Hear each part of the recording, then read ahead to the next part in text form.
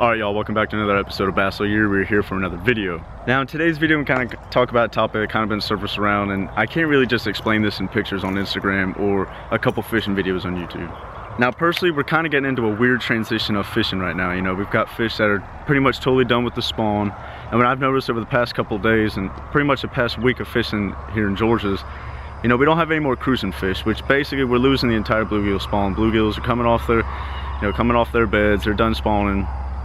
And the fish now, those bass are going to start heading out a little bit deeper. You're going to start catching a lot of fish offshore hydrilla, grass lines. You're going to start seeing a lot of fish moving back to ledges. And where the water's cooler, you know, it's going to get hot as heck out here. And it already is here in Georgia. And I'm already getting tore up by gnats, and we're a minute into the video. But there's still a lot of good fish to be caught on the shoreline before everything really starts panning out deep. And I want to talk about 3 different baits today that I'm going to be catching these fish on. In Florida, especially important. In other parts of the country, these baits are still going to come in pretty clutch for you. Of course, there's still plenty, countless baits that you can catch fish on, but these 3, at least for me here in the South Carolina, Georgia, and Florida fishing, these 3 baits are going to be pretty clutch. And the last 3 weeks that I've been fishing all 3 of these states have been pretty much prime for me catching these big bass. You know, this first bait here is not strictly dictated for fishing shallow water. It comes in clutch in shallow water, but you can also fish this thing in 10 feet of water where, you know, hydrilla and other sorts of wildlife, you know, plants and stuff come up into the water column pretty high. And a lot of the times you can catch fish on a rattle trap doing all these techniques, but I thoroughly enjoy fishing a squarebill. Now I throw this thing from anywhere, as I said, 12 feet. You know, when I find the offshore spots and I see that grass is coming up to 6, 7, 8 feet deep, you're able to throw this thing and get it just on top of that grass, where some of those fish might be feeding up above that grass. They may not be down in the grass feeding, they might be right above it. And jerkbaits, rattle traps, and squarebill crankbaits like this are a perfect way to get after those fish. But when they're shallow, still eating on these bluegill and still eating on these shad, squarebill crankbait, you best believe, knocking this thing off dog lines, timber, brush, and even ripping it through grass and reeling it on the bottom in 4 feet of water. This thing will get down with 12-pound fluorocarbon like I throw it on. You'll be able to get this thing and knock it through some grass there, 4 or 5 feet of water. This particular one's a KVD 1.5 made from Strike King. It's a really good crankbait. It runs true right out of the box. What I mean by true is that bait's going to come directly through the water column straight. If you watch your line, if your line kind of follows left or right when you're reeling the crankbait in, that bait isn't coming in true. So it's something to pay attention to when you're reeling these jokers back through the water. All right, the next bait we're talking about is pretty much a generic, especially on the Bass All Year channel and for myself. I mean, I'm fishing this bait year round, 12 months out of the year, 365 days, and I'm fishing it everywhere I go. It's my #1 confidence bait, and it's a soft plastic jerkbait. This one here just particularly is a Gambler stud. It could be any soft plastic. It doesn't have to be a certain company. A lot of companies make a great fluke style bait. That's exactly what this is. Rigging this thing up weightless, 14, 15, 16-pound fluorocarbon. Same goes for monofilament if you enjoy fishing monofilament. I just really enjoy fluorocarbon with this, with the no stretch. But 30 or 40-pound braid if you're fishing structure. A lot of the times when you're fishing these lily pads and stuff, you're gonna want that braid to rip them fish out of those pads that are gonna hang you up.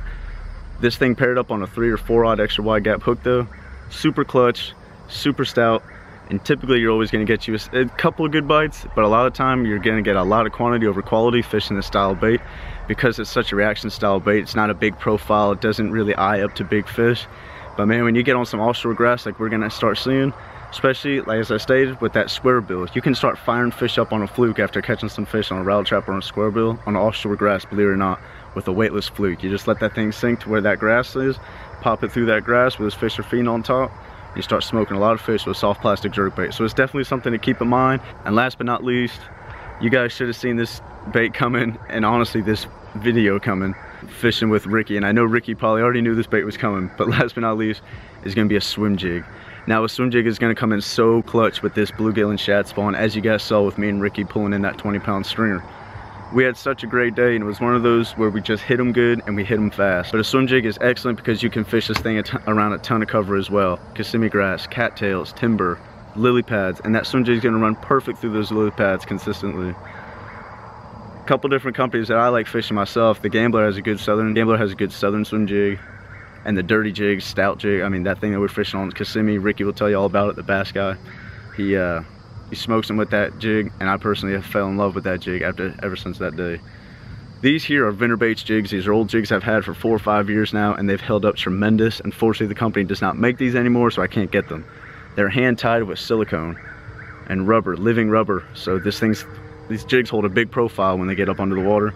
They got a big old stout hook real solid paint. It's not going to chip on you. You got to pair these things up with braid, and that's a big thing with fishing these rods. Get a big 7.5, 7.6, 7.3, I'd say probably the smallest, with 40, 50, 65 pound braid. You're going to get some mules to smack these jigs and these lily pads. With this big bluegill spawn, those bluegill up on those lily pads and that hard surface, that hard sand, you'll see a lot of fish hitting those stems on those lily pads, and you can see a ton of times fish are going to come up and whack these things, as you saw in our video. I'm telling you, rig these with a stout line, stout rod, hold on tight, 'cause you're going to be bringing in some big fish. When you're really catching them good shallow, throw some swim jigs around, you're going to find your big fish in those big lakes that you guys are fishing. After you fish these swim jigs pretty good, you can go back through and fire them up with that fluke again. So all three of these baits kind of pan together, and that's why I covered them in one video.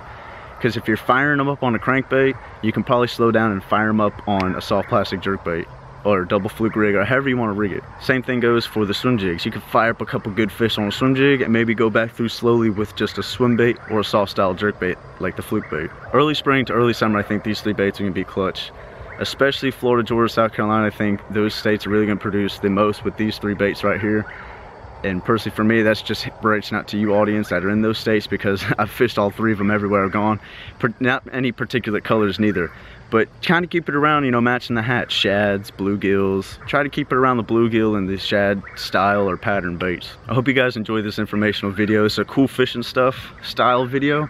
And it's just some baits to check out your local tackle shop. Swim jigs, soft styles, jerk baits, and Squarebills. I'd check out that Dirty Jig swim jig. I'd check out the Strike King 1.5 and 2.5 series. And jerk baits, really, you can see, I mean, Zoom sells a super fluke, you can't go wrong there. Here in Florida, a lot of us fish the bitters, and Gambler makes a pretty good solid soft style jerkbait as well. Check them out on Tackle Warehouse, Bitters Bait Shop in Longwood, Florida. You can check them out on Bass Pro. I mean, these three baits are everywhere. Hope you guys enjoyed this series, cool fishing stuff. I've got plenty more videos coming out just like this, but I hope you guys enjoyed today's video. Stay tuned, make sure you give this a thumbs up, subscribe for more content, because there's plenty coming your way and plenty of bass fishing action. Again, thanks for tuning in, guys. We'll see you guys soon. See ya.